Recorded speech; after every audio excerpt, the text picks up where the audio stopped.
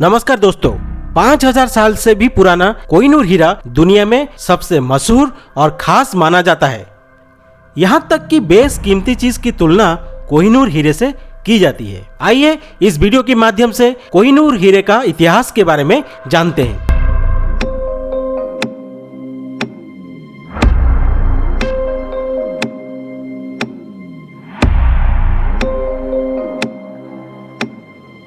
कोहिनूर हीरा अपने पूरे इतिहास में अब तक एक बार भी नहीं बिका है। आज तक कोहिनूर को केवल जीता गया है, छीना गया है या फिर इनाम के तौर पर दिया गया है। कोहिनूर हीरा मूल रूप में 793 कैरेट का था, अब यह 105 कैरेट का रह गया है। इतिहासकारों के अनुसार इस हीरे की खोज भारत के आंध्र प्रदेश राज्य के गुंटूर जिले में स्थित गोलकुंडा के खदान से प्राप्त हुआ था।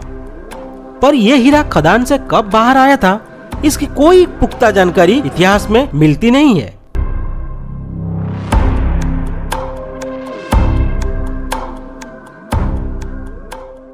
कोहिनूर का अर्थ होता है रोशनी का पहाड़, लेकिन इस हीरे की चमक से कई सल्तनत का सूर्यास्त हो गया।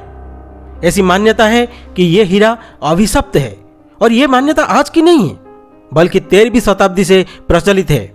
मान्यता है जो भी इंसान इस हीरे को पहनेगा वो संसार पर राज तो करेगा, पर इसके साथ उसका दुर्भाग्य शुरू हो जाएगा। इसे केवल कोई औरत या भगवान ही पहन सकते हैं। यदि हम तब से लेकर अब तक का इतिहास देखें तो कह सकते हैं कि यह बात काफी हद तक सही है। कई साम्राज्यों ने इस हीरे को अपने पास रखा।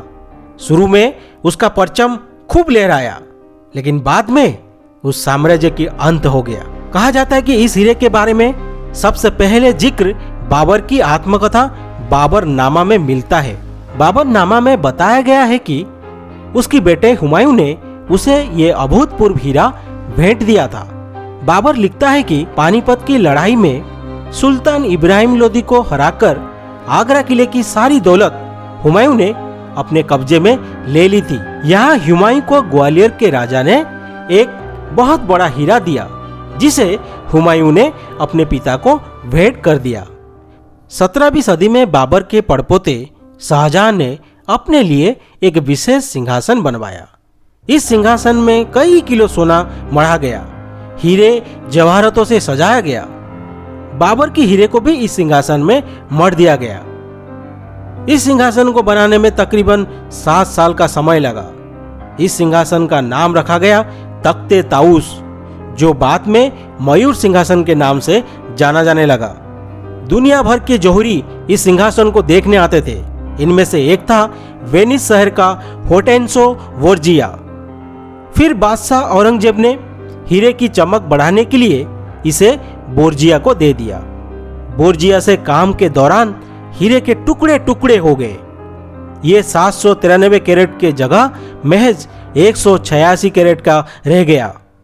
फिर औरंगजेब ने बोर्जिया से 10,000 रुपए जुर्माने के रूप में वसूल किए।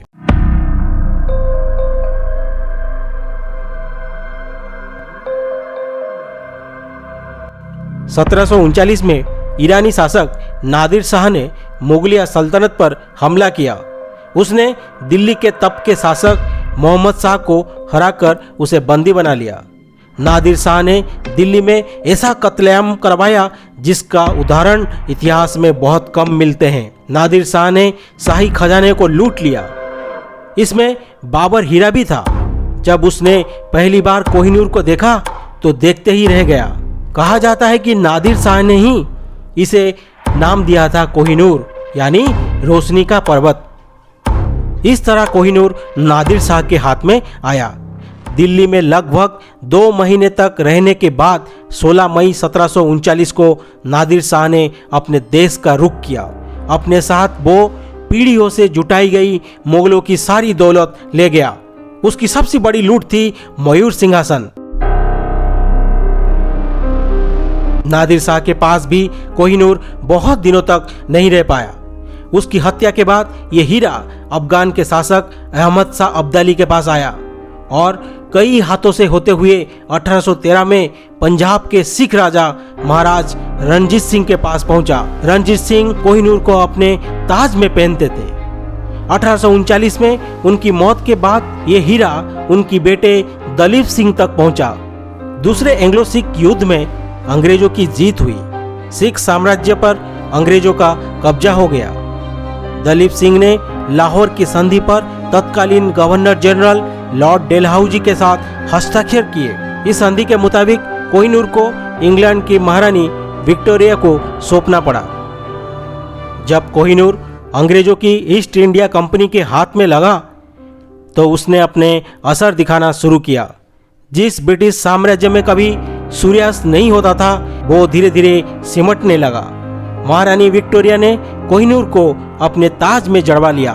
महारानी विक्टोरिया के बाद उनके बेटे महाराज एडवर्ड ने कोहिनूर को अपने ताज में नहीं लगाया, लेकिन उनकी पत्नी एलेक्जेंड्रा के ताज में कोहिनूर को जगह मिली।